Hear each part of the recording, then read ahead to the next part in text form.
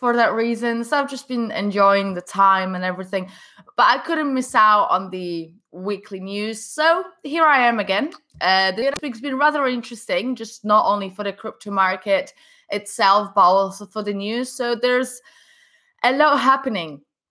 And to be honest, I haven't really looked recently onto the market cap or what the price of it is. So I'm looking forward to this video myself. So if you guys are enjoying this video, hit the like button.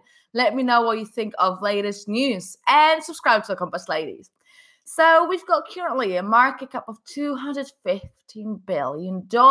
This is the lowest it's been in 2018 with Bitcoin dominance over 50%. It's very interesting to see, and also the volume is really low. So we can see that the drop is happening. However, the market's currently responding quite well to it. So we've got everything is currently a bargain. I like to say it's a Black Friday sale. And people are buying it. And it's really good to see that even though the prices are so low, people are not exactly panic selling, but also are buying. And I can see loads of good coins just pumping out. And the biggest gainer over the current dip is Nulls, actually. We've got DentaCoin, Monaco, Waves, Chainlink, Monacoin, and VeChain. VeChain is unbelievable price right now. Electroneum as well is up 9%. Volton Chain, Vanchain, Litecoin. So all the good tokens are obviously booming out. And we can't really blame anyone for wanting to make great gains from those coins. So guys, if there's any favorite news you'd like me to mention that I might possibly forgot or not be purely aware of, then let me know in the comments and I'll get on with the news today. So first of the news was that the SEC postpones Bitcoin ETF-Filing rule change. So this is basically what sort of caused the market dip. So the SEC decided basically to postpone its decision to the pending rule change filed by CBOE, VanEck, and Solidex until September 30th, 2018 at the latest. So the delay was quite expected, and I wasn't as surprised, and I honestly didn't think that this sort of a news would cause such a massive pullback in the market. However, what the SEC commented about it is that the Commission finds that it is appropriate to designate a longer period within which to take action on the proposed rule change so that it has sufficient time to consider the proposed rule change. And, you know, the motion originally aimed to launch a Bitcoin-backed ETFs as opposed to one backed only by futures. And an ETF is essentially, for those of you who don't know, like a financial product that follows an asset's price and is itself listed on an exchange for trading. So investors don't actually have to buy the underlying asset, but can have a stake in its price growth or decrease. And this obviously caused a massive market pull down that we are unfortunately experiencing now. What else do we have? So guys, let me know what you actually think about how market reacted to the whole delay of ETF. I made a video about it at the start of the week and how we actually reached the newest low of 2018 and what is the next step for us. Is if ETF is not going to happen, are we even going to see lower lows? It'd be absolutely crazy, I think. Let's get on to the next news. So we've got OPRA from NASDAQ. OPRA integrated its own crypto wallet into its desktop browser. So OPRA currently has around 322 million users and aims to please its users with a new built-in features such as the one we're going to talk about today. So let's put this into perspective. Google Chrome has about 2 billion installs, and Opera seems to be one of the only mainstream browsers to allow for a cryptocurrency wallet integration without any, dumb plugins. And Opera crypto product lead Charles Haim noted that by adding a crypto wallet directly into the browser, we remove the need for complex extensions or separate apps.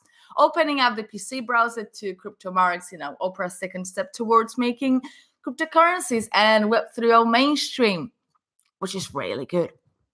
So, we've got also the SALT, which is a secured lending platform. I don't remember what SALT stands for.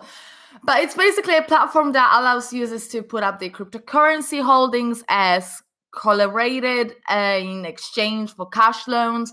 Announced that it was opening its doors to 20 more states. So SAC currently sits at around 35, I think 50 states in the United States. And the platform has currently issued more than 50 million in the US blockchain-based loans with over 70,000 users on its platform.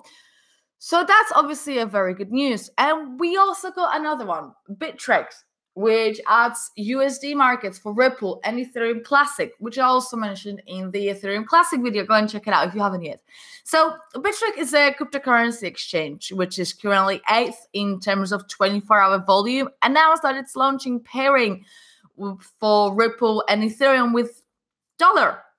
And this will basically allow customers to directly purchase Ripple and Ethereum Classic with their dollars without having to purchase Bitcoin or another asset to facilitate the trade. With these two new trading pairs, Bittrex users will have access to the USD markets for Bitcoin, Ethereum, Tether, True USD, Ripple, and Ethereum Classic. And those trading pairs are available to current Bittrex corporate and personal account customers who reside in eligible states and qualified international regions. So I know that's obviously not a lot to ask. However, there is a lot of signing up to do. However, I think it's totally worth it because, it's good to have not only diverse portfolio, but also diverse sources, because we know that you can sometimes buy it cheaper from different exchanges, and that comes purely to your trading skills and all the skills that you possibly can have as a trader.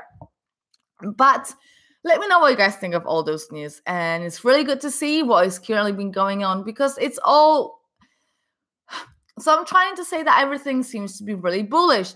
However, the market seems to be acting really weirdly in the way that it's pulling back, and the fact that some of the news have not responded to market as well as those ones did is just mind-blowing for me. So guys, if you are watching this video, so by the time it opens, it'll probably be end of the video anyway, so it doesn't matter. So what was your favorite news of the week? Because, I'm trying to think of any exchange news as well, but I've got something open about Okcoin exchange, which was actually sued by one of its users. So this is a bit of a quieter news that not many people actually talked about. Don't really know why, but they haven't. So an Okcoin user by the name, which I don't really want to say, is suing the exchange for not receiving 38.75 in Bitcoin Cash from the August 2017 fork. So the guy named Ben contacted the Okcoin team, and he was told that the deadline set for post-fork recovery has passed and he no longer is eligible. And if the investor is able to successfully sue the exchange for his post-fork tokens, this will set an interesting precedent that could be quite scary for cryptocurrency exchanges with poor, customer service. And unfortunately, that's about most of them. And also, there is more and more going about having more decentralized exchanges and trying to get people to get into them. Lots of people seem to enjoy them. However, there's loads that could be improved in it. But we're in the decentralized world, and I hope that's what will be able to happen soon. So we've also got some news from Moscow, and they're based cybersecurity firm called Group IB. They analyzed basically the 2017 theft of 720 users from the 19 largest exchanges and released quite interesting breakdowns. So the number of common price accounts increased by 369% from 2016 to 2017 and 689 from 2017 to 2018. So the study also found that 50 active botnets that can be used to launch cyber attacks on users. And these tools seem to be modified versions of the same tools used for attacks on banks. And the main reason many of these users got hacked, however, was the failure to use two-factor authentication. And the second reason was weak password. So remember, guys, if you guys are storing your your assets on exchanges, make sure that, oh my God, you're not storing it on an exchange, but if you have to for some reason, make sure you are using a two-factor authenticator. I mean, it can be a pain sometimes. There is actually quite an interesting thing. So I set my time on my phone 3 minutes forward because I'm always late.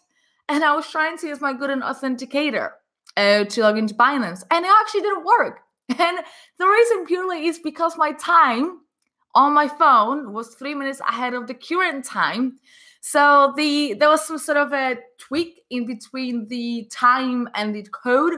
So I had to actually pull back the time. So make sure your time is correct with the current time if you have to log in, because I was panicking that my account got hacked somehow. Anyway, so set this up. Make sure your password is strong and it contains different things, because honestly, it'd be such a shame to be hacked and have your funds stolen, because I know lots of people invested money they can't really afford to lose, which is not really the right thing to do. But anyway, let me have a look on what you guys been saying in the comments. And if you've got any questions about latest news or anything, leave a comment and I'll respond to it now. So apparently I need a haircut. Thank you for that. Don't know. I think my hair is fine, just a bit messy hair. Bitcoin was designed to cripple all governments and banks. So why do all of a sudden we all want them in?